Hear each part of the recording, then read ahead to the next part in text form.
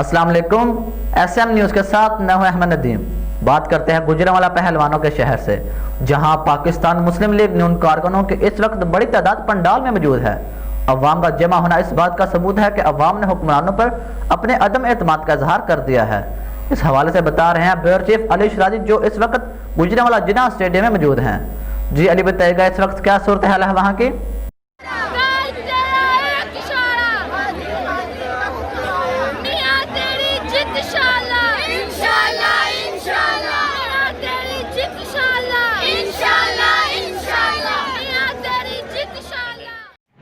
जी बिल्कुल, इस वक्त मैं मौजूद हूँ गुजरांवाला जिना स्टेडियम में। यहाँ पर पाकिस्तान मुस्लिम लीग नून की जानिब से इजलास मुनक्कद किया गया है, जिसमें मुल्क भर से पाकिस्तान मुस्लिम लीग नून के कारकुनान की कसीर तादाद स्टेडियम में मौजूद है।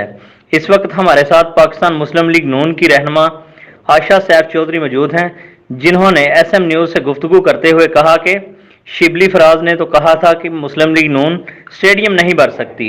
ज़रा देखें किस तरह आवाम का ठाठे मारता हुआ समंदर स्टेडियम में मौजूद है। मेरा कैमरामैन आपको दिखा सकता है कि किस कदर स्टेडियम आवाम से भरा हुआ है। और उन्होंने ये भी कहा कि हम कल भी अपने कायद मियां नवाज शरीफ और मरियम बीबी के साथ थे, साथ हैं और हमेशा साथ रहेंगे। आज हुकूमत जितनी मर्जी रुकावटें डाले, ये आवाम रुकने वाली नहीं। जी।